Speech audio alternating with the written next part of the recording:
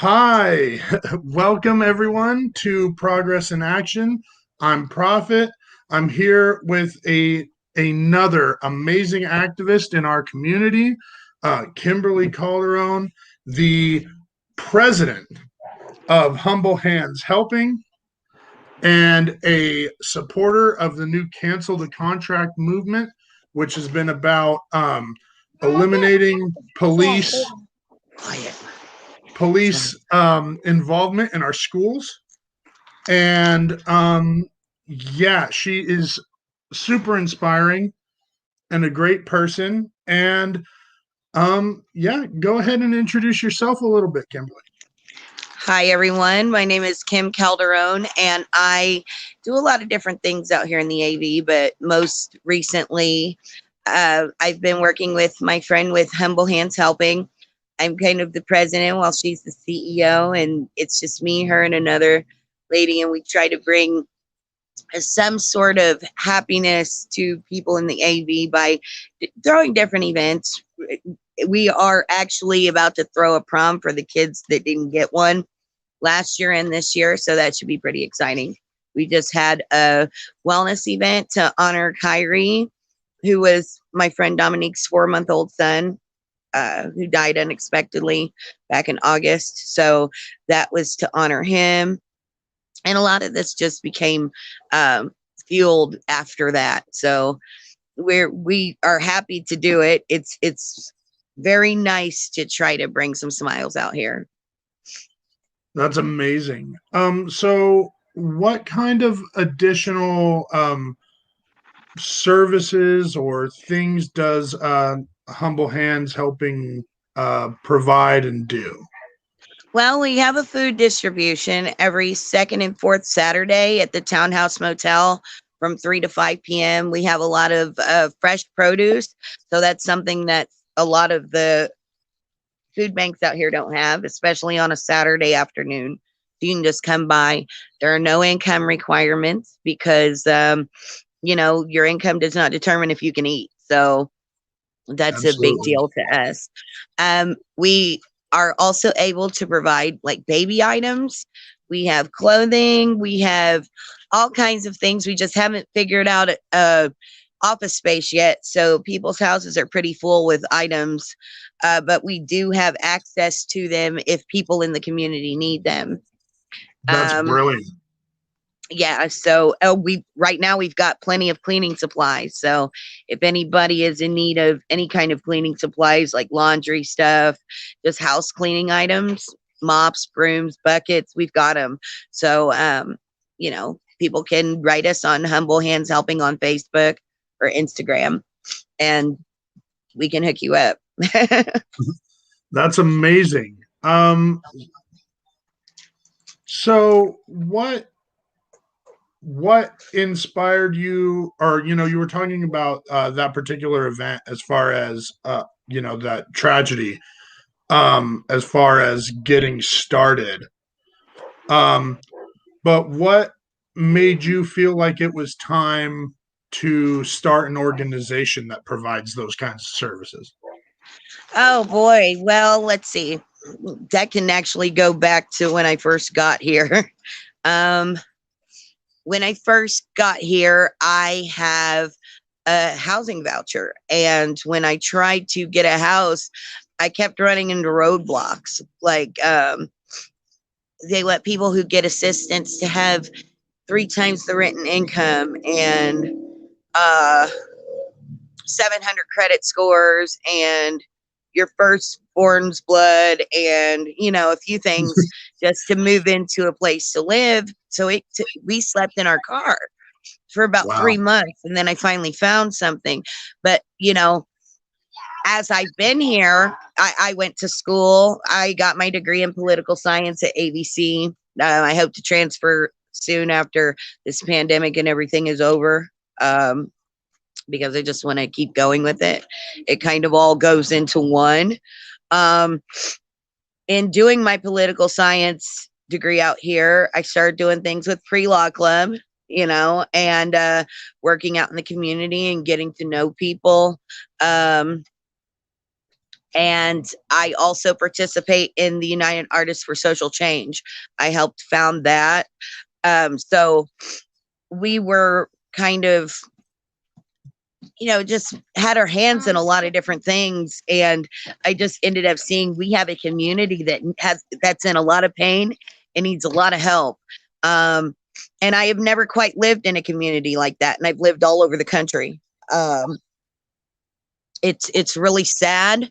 There are things that are being created to they're barriers to people becoming more successful than they already are, or if they aren't, Right. There's a lot that could be done out here and it's not being done. So I thought I'd take a stab at it. Well, I mean, that's brilliant. And, I don't want to understate that it takes a lot of effort and drive. But not only that, it takes a lot of courage to be able to stand up in a community, point out the things that are going wrong, and put your blood, sweat, and tears into addressing those issues. And I know I appreciate you, and I know a lot of the people in our community appreciate you and the spirit and the services that you keep bringing with you every single day to every event. And yeah, so how, when it comes to Humble Hands Helping and what and the services you provide, what kind of people do you end up meeting when you're out there? We meet all kinds of people, mothers, fathers, kids, just people in the community, the homeless, the not homeless, just everybody. I've even given food to a lady that came in the parking lot and wanted to try to tell us to leave. And I was like, oh, well, we're wrapping up. We were along with the protest because I do that too. We were handing out food though while we were doing it. And Yeah, she drove absolutely. up and I said, look, we're just trying to help the community right now. We don't have any income restrictions. People need stuff, and it's better for it not to go to waste. So here you go. And she's like, oh, well, and, told us that we need to get insurance and things like that. So I meet all kinds of people. That's All the fantastic. people of the AV. It lets me know that there are all different kinds of people, and some of them are very, very good. Yeah, no, I mean, we definitely, there's a very unique community out here. Right. And despite a lot of the systemic issues and political barriers that are put up um, on a governmental and business level, when it comes down to the individuals, um, there's a different kind of spirit There is. that I've found, and there is a solidarity deep down where Yes. people in the community come together, and when people are doing good stuff, that love gets spread really fast. So it's Right. quite amazing how, despite what I would call oppression, people are able to come together and rise up in beautiful ways. Yes. Yes. I don't think a community like this could survive if it weren't for those people. I've just noticed there is probably more systemic racism here than I've ever seen in my life. I'm from the Midwest, and we still have the Ku Klux Klan. Mm. I have been more discriminated against here than I have anywhere in my life, and that's coming from that. And that's, with all due respect, there are a lot of people who don't even realize the implicit biases they have, Yeah. that they carry out with them, even in this mission, even on these missions. There are a lot of people that don't realize that they do it, quote unquote. They do it, Yeah. Um, and they don't realize it because of the other things that they do, and I think it's sad because you know where I'm from, it's almost like a dream of black kids to get out of the Midwest and come to California. Yeah. And oh man, I swear I wish I could go back. Even no, forget that. Not just little black kids, but little white kids too. Like they think you're a celebrity if you come from California, and they ask you all kinds of questions, and everybody wants out of there. To know that it's not as liberal as they say Yeah. is quite striking. So it was almost like a culture shock for me, for real. How can I be racist if I voted for Obama? Ooh, I heard that one plenty. I heard that one Yeah, plenty from everybody back home exactly. too. I voted for Obama twice. I'm not racist. My favorite one was Kim, you ate with us. We hung out with you. We're not racist. I'm like, but really, did you ever ask me um Right. how I felt about some of the things you say? No, Right. they often haven't. And I've actually lost a lot of good friends over the course of the last 4 years, and it's been very unfortunate. Yeah. Uh I've lost family, so I get how it goes. So despite the and I mean I've been in other places in California. I grew up in a town in California, but it was a pretty rednecky kind of, there was a lot of underground rednecks and a lot of people that would kick out my black and Jewish family out, or they would threaten them and kick them out of the park and right. type stuff. That's And crazy to me. That's and then you crazy that ask we people, never. and they're like, "Oh no, this town isn't racist." And it's like, "Oh, Yeah, oof, see, that's what I'm saying. Like I even in the entirety of me growing up back home, I never had that problem. But I've seen the Klan burn crosses in March and everything else. Like they were taking pictures of me and everything. And yep." I never It's had anybody try to insane. run me away though. They never tried to run me away at all. Yeah. Wow. I mean, it's just, some things sound so foreign, and yet to me, like as like a concept of racism, and then some things are like so real that people from other parts of the country are like, "What? That's insane." And it's like, Yeah, yeah, no, it happens here. Um, right, right. so despite that, um, to be, for lack of a better term, a public figure in the community, and to stand out as somebody who's trying to push through these struggles. Um, what does that take from you? How does that impact you on a daily? Do you find that it invigorates you? Do you find that it's difficult? I find that it is both invigorating and draining, mentally, Mm, physically, emotionally, every part of you, because it's almost like with the trauma, you relive it every story you hear because you've right. been through it too. So now you not only hear this person's experience, but you're feeling your own again. Um, Mm, and it's frustrating and it's maddening and it's sad and I think I've cried more times than a few just because I can't believe that I've, had to stop a teacher for calling my son dangerous. mm, My child who was 10 at the time. right. He's 10. There's not a dangerous bone in his body. In fact, almost falling over the balcony at the school and getting punched in his head, and he's the violent one. Right.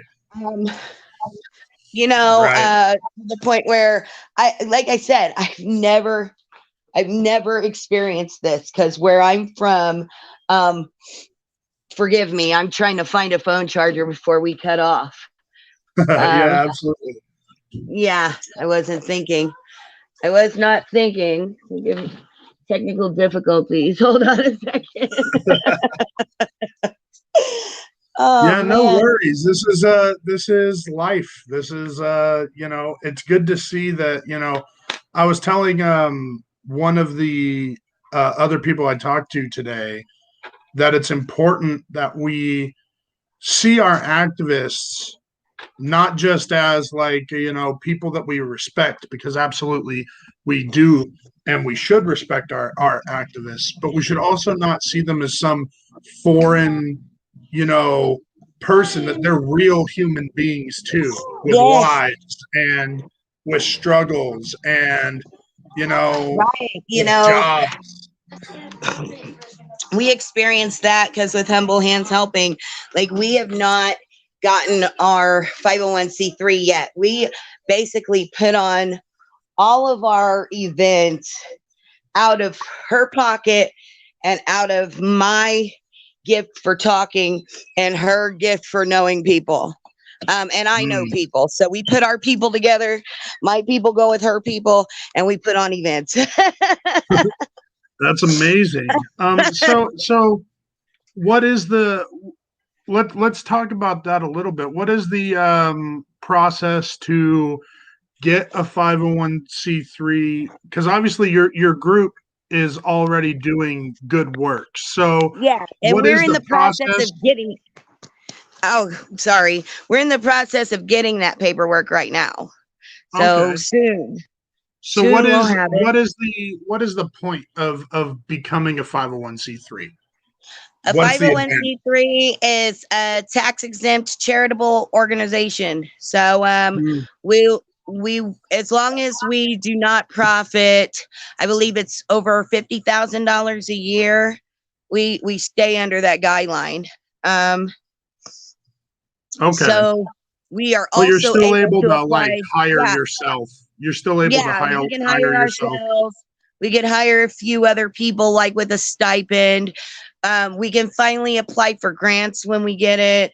We can apply for, different things that are available to charitable organizations. So, And then if hopefully, somebody donates to you without the 501c3, we can't take that off of our taxes.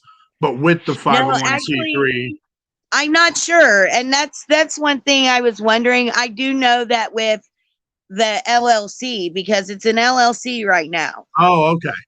Yeah, so we've been able to get donations and write in kind donation forms and money donation receipts to people.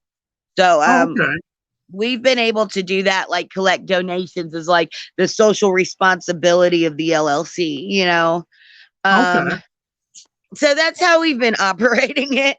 I don't know how great that is, but I know that all we're trying to do is make people feel a little less strained because the last year has been a killer. Mm, Um, figuratively and literally. man, and people have lost their ever loving minds and their ever loving pockets. So um I think this past year has humbled some folks. It's also caused a decline. Like I can honestly say, like I don't feel as good as I did a year ago. Yeah. Yeah. I No. don't. I'm out of shape. I can't breathe. And it's not because of anything, but I've been stuck in a house with allergy issues, and I Right. can't get out. Yeah. There Yeah. was No, I nowhere to agree. go. Yeah. No, I have asthma. I totally can relate to that. Man, and I have intermittent asthma too. So it's like that coupled with my allergies, coupled with stress, Mm. going through it while trying to heal others is one of the hardest things in the world, but it's almost like something you have to do. Um, Mm. Speak about that. Something you have to do. What does that mean to you? it's I noticed myself doing it periodically through my life, even, as a server, I would try to do little things to make people happy. Um, I'm a gift giver, so that's my love language. I give gifts to people. I love giving gifts to people. I like seeing people smile. And when they're sad, it drains me. Almost like I I get sad with them, if not more distraught. So I feel like I need to fix it. And I usually try and exhaust all ways. And if I don't help, I don't feel right. Like the other day, and that's why I posted a little bit about this on my Facebook, but it really, like, I've been thinking about it a lot, the hatred that has been injected in the community. I feel like a piece of it has infected me in the way I think about certain things that I didn't feel before. Mm. I saw a little old man in the parking lot at Vaughn's, and like when I first saw him, he looked like he was okay. He did have a walker.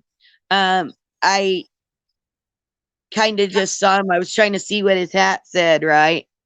And he bent over to get it. So, like, I was like, should I help him pick up his hat? And then I saw him pick up his hat, and it was an NRA hat. So I'm like, Mm.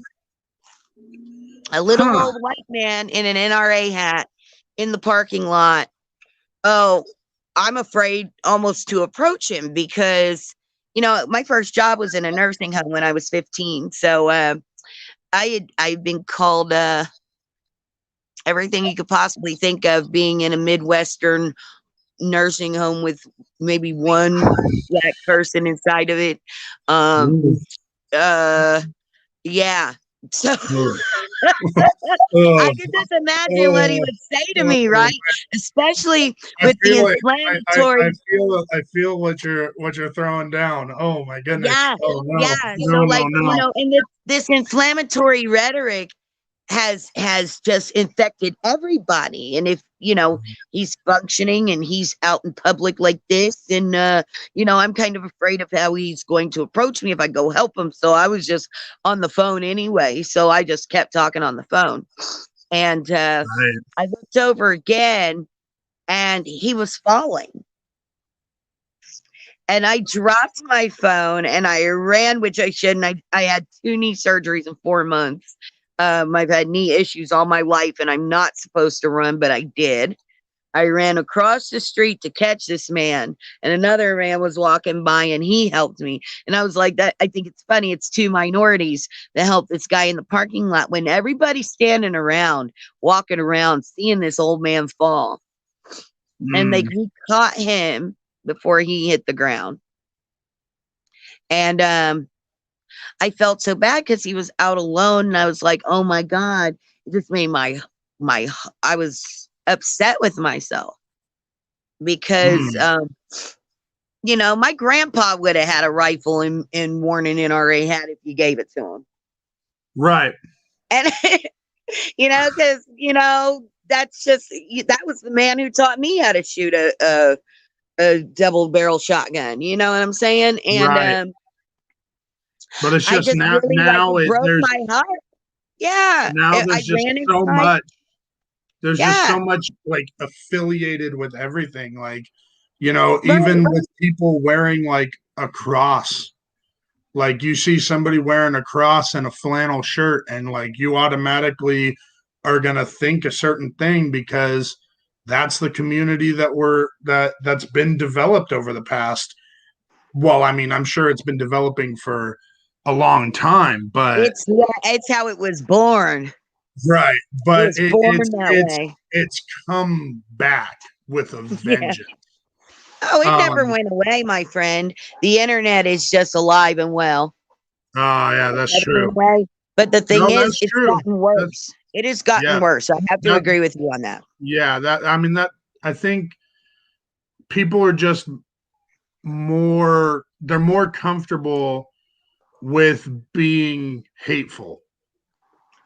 it's like a second nature almost. It's more comfortable. Yeah, like you said, it is Yeah. more comfortable being And then hateful it makes because people who aren't hateful have to second guess everything that they're going to do, because now we have to worry about, if we try to do a nice thing for someone like you were just talking about, now you make yourself vulnerable right. because And like, what if I would have ran over there and he would have been like, "Get off me, nigger," and I would have been like, "See, I knew I should have done that.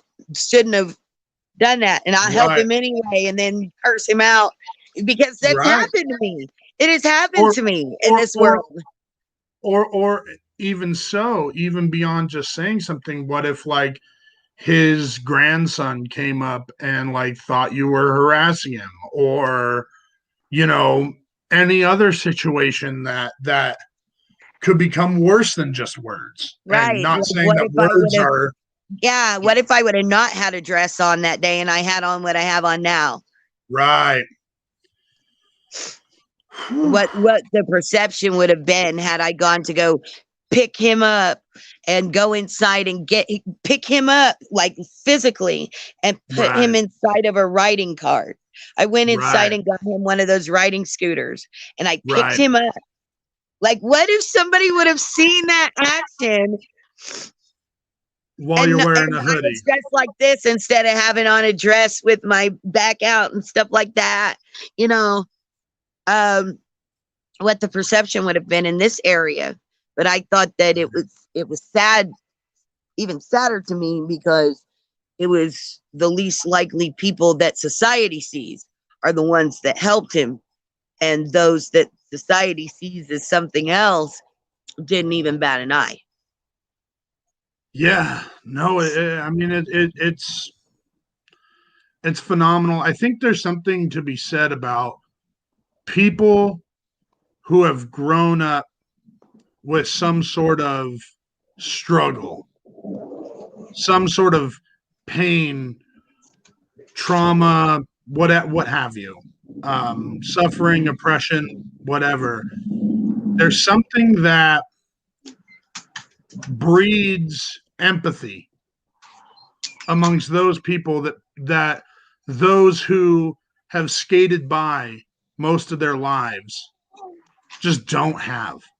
Right, right, And I mean, while certain things that happened to me were terrible growing up, I'm almost now as an adult, I'm almost grateful that I can at least empathize with others who have struggles, and I'm able to see their pain and make their life a little bit better. right. So that's amazing. And um I'm so glad to have that part of the conversation with you. But let's talk about so we've gone over humble hands helping, we've gone over, the struggles in our community. Um Now let's move to the next subject, which is canceled the contract. Okay. Can you describe to me what cancel the contract means to you, what it is, and why you support it? Yeah. So cancel the contract to me is basically um, killing the contract between the Antelope Valley High School District schools and the LA County Sheriff's Department. Um, Mm. Students are being harassed. They're being deterred from carrying on their education. A lot of students, once they're put out, they don't come back. Once they're put out, the teachers look at them funny and will call the police and all that other stuff. I think it makes it way too easy for prejudice to be. Basically, it goes hand in hand with the school to prison pipeline, Right. which is very, very real. Like I said, they called my son dangerous in the fifth grade. Mm. That only happened when I came here. I thought that was funny. My son, if you met him, the kid sings Rick Astley songs for talent shows. He's not the type to fight anyone. Dangerous was only called by perception. Um, and that unfortunately happens to a lot of our kids, male and female. Um, There's an assumption that you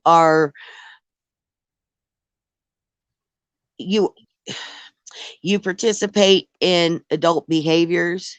Um, People look at you like you're not a teenager, like you're not allowed to have feelings or emotions like everyone else because it's looked at differently. You know how we always hear about the mental health thing? Apparently, Black kids can't have mental health issues. Or if they have them, like depression or anxiety, it gets blown way out of proportion. And they are immediately directed toward medication instead of therapy. Um, Right.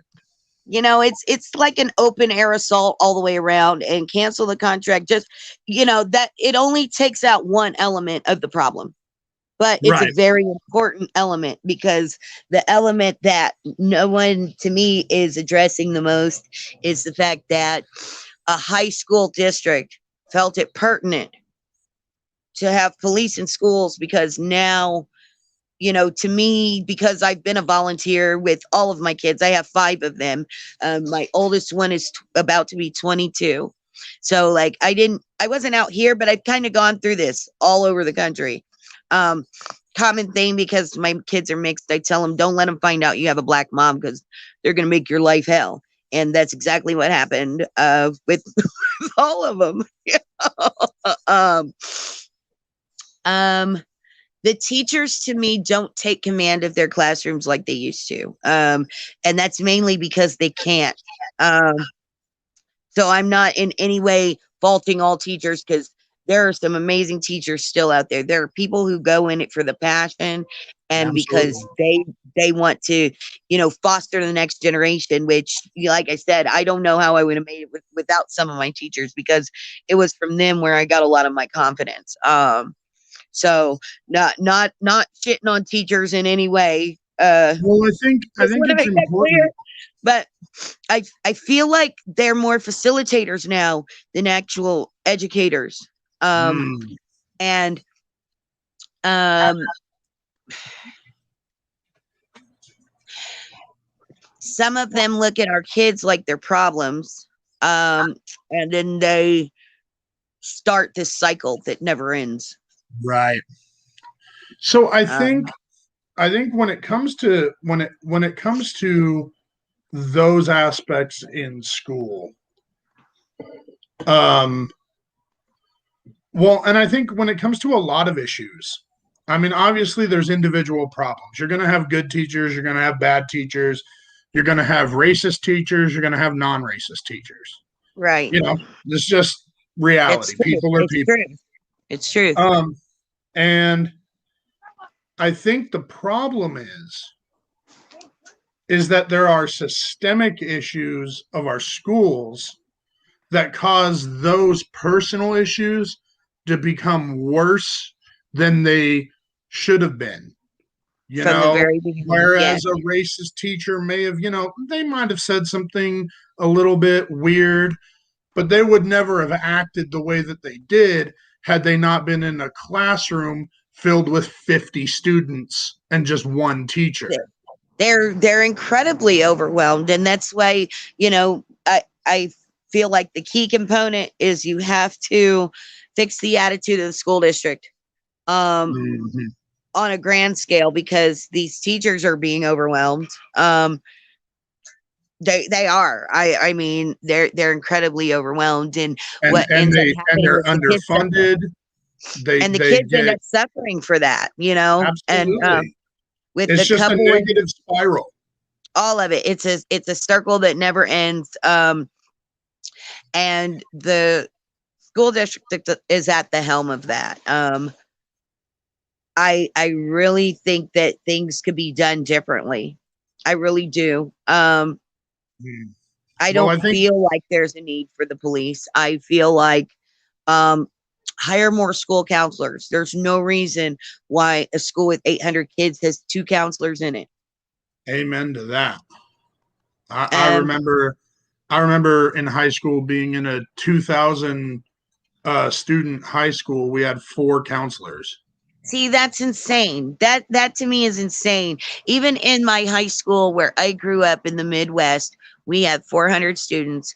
We had one guy, but there were, he was able to efficiently work because he was, he had resources for us, Right. so, and not every kid ended up in the office, and definitely not the black kids, because we were there weren't that many of us. So we were the top performers. So we made the school district look good when it came to that statistic, Yeah.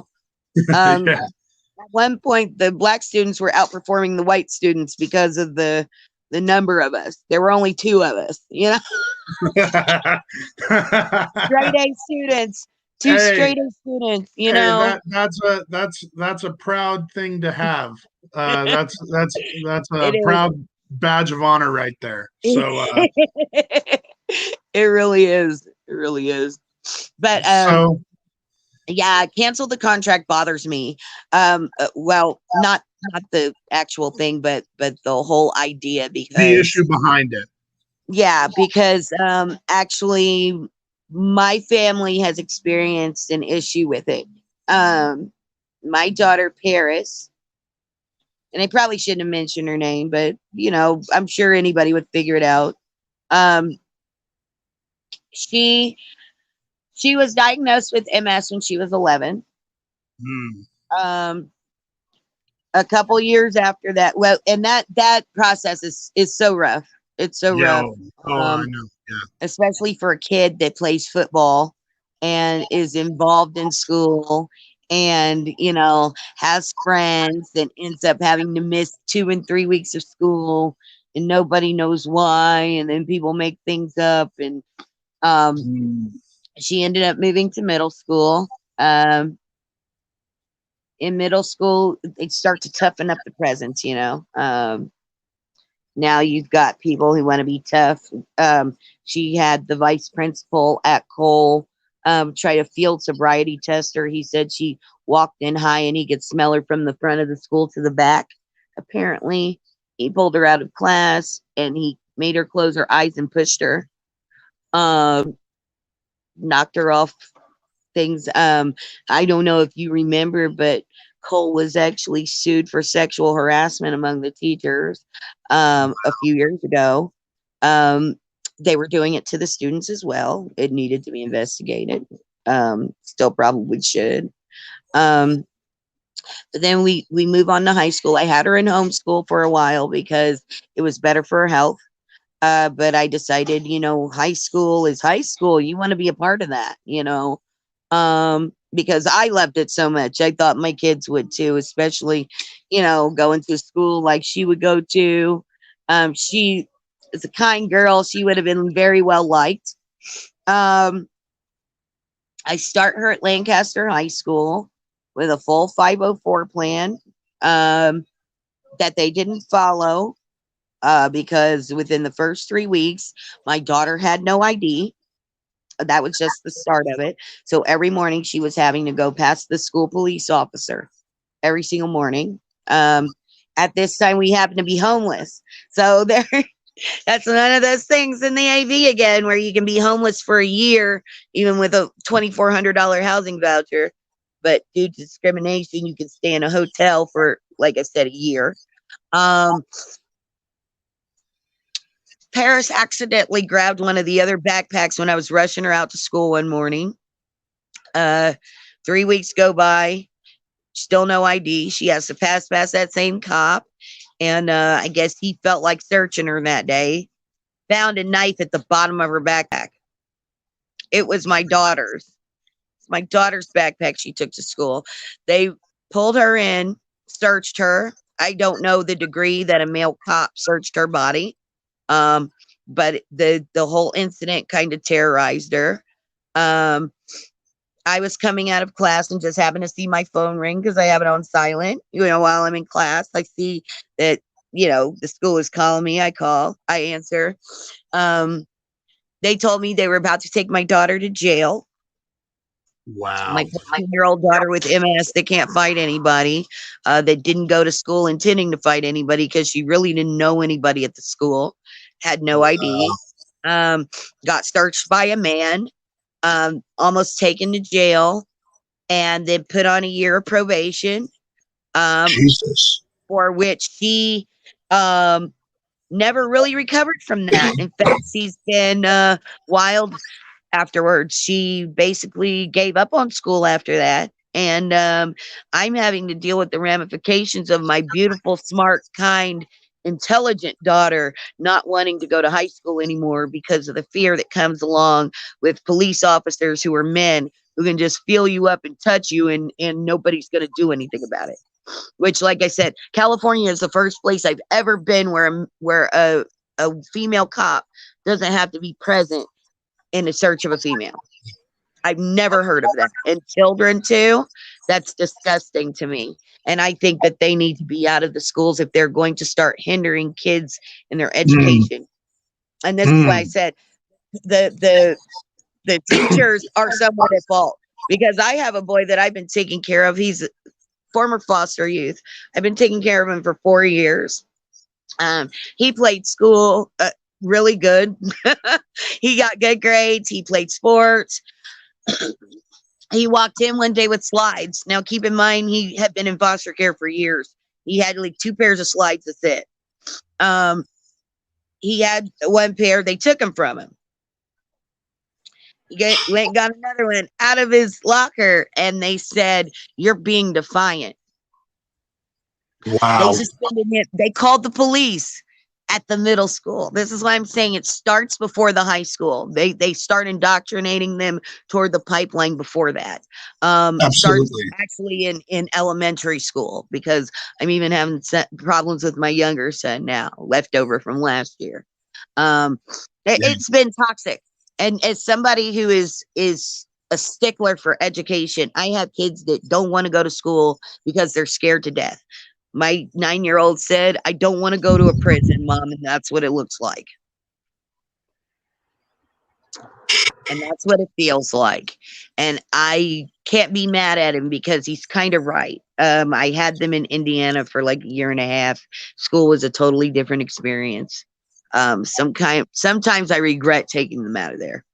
And I know that my story is just one of the many, many, many, many, many stories that have gone on over several years in LA County. I remember being in the Midwest and watching the debate over Ebonics back in the early 90s, how they wanted to bring Ebonics into the school. And I thought it was awful. And everybody turned around in my little Midwestern school and looked at me. I said, "I get better English grades than all of you. Do you think I'm okay with this? Because when people go out into the world, that Ebonics shit isn't going to be accepted. They're actually going to get Right. mocked And it for it and changes. not And it heard ever." changes. Yeah. Right. It's not something that stays constant. So you're The Ebonics doing of good stuff. today is not the Ebonics of the 90s, which was not the No, it is not. Ebonics of the 70s. No, no, no, it's not. No, it's not. And what is Ebonics anyway? Right. Except Exactly. for a lack of education, thanks to the separate but equal thing we've got here. Right. Well, and I mean it's just, slang within a community. And It that's is. fine. You can Yeah, have that. Like that's cool, but you know, it's not a language. it's not an elective for high school. And I remember Right. watching that. This was like 92, 93. We had TVs in our classroom that watched the news. We watched Nick Kid News. I don't know if you remember that, the Nick Oh News. yeah, yeah, I do I'm kind of remember that. old. I'm telling my age, but we saw Nick News in school. I And I was born in 91. oh, okay. So now I'm the old head. I was like 10 or 11 around there. But I mean, I remember watching it. I remember watching how the disparity began was a big deal then, and I wasn't even out there.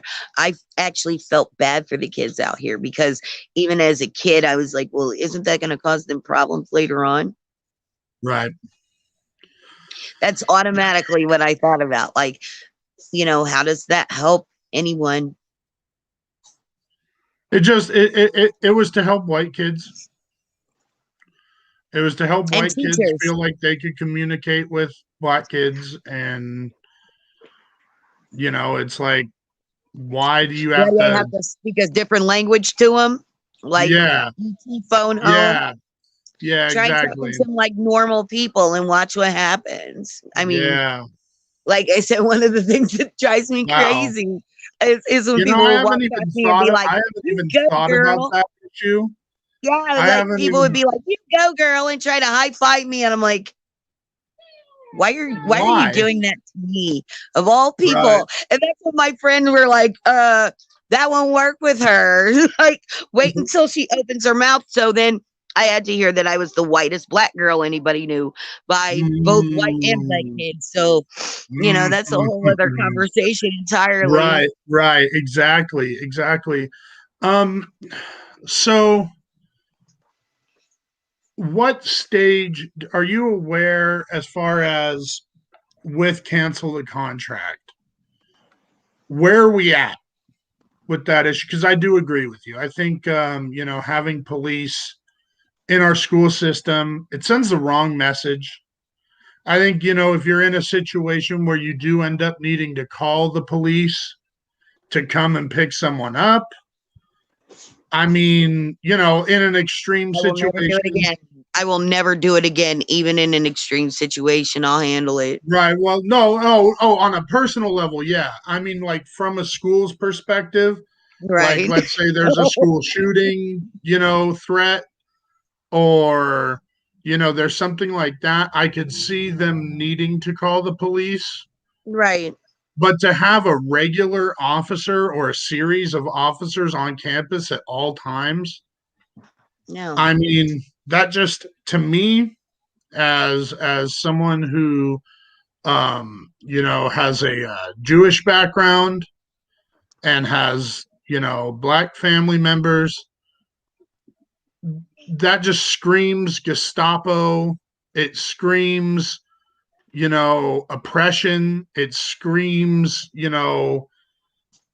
just all the negative things of history that we don't Right. want to put our children through. I mean, And the thing is, they're putting our children into it, because even when my middle school kids were in elementary school, they had a police officer that sat out front.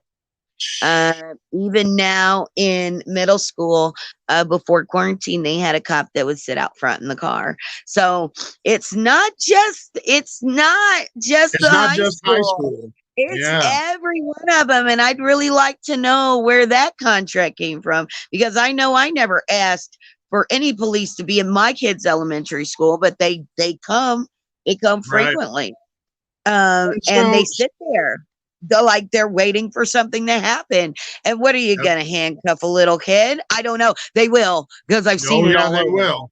They Yeah, they'll absolutely will. do it, boy. They might tase them, like the 9-year-old in New York. You know, um, Jesus Christ.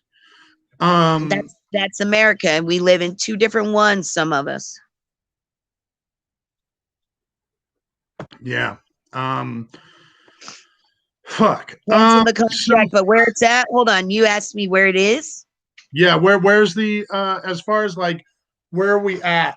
Um, I know there was like an event where people messaged the like a community meeting of the school board, and they still Mm, passed to maintain the contract. So what's on the a next Saturday. step on a On a Saturday? Saturday. Mhm. So so what's the next step for Well, cancellation? they just made a documentary, or they're in the process of making one, because I recorded a piece of it last weekend, I believe. So I think they're gonna try to bring more awareness. Um, at the end of the day, legislation needs to be introduced. Because I don't think we're going to get the support of local government. We're not going to get the support of the school district, obviously, as they're So this has to be doing. at least a statewide, if not a It's going to national have to thing. be a state, if not federal, issue, because I don't see it coming out better. In fact, I think that California needs a lot of federal issues on the table. Um, Mm, a lot of them, especially about the housing. Yeah. That something needs to be done, that the state needs to be ordered to handle its issues. Wow. So I guess I think we've covered, a lot of the main issues that we wanted to cover, and more. So as far as like some final thoughts, if somebody if somebody agrees with you and either wants to help, or I guess you could go into if they want to help out with Humble Hands Helping, or and I think we'll spend more time on cancel the contract. How can people get in touch with you or help the movement?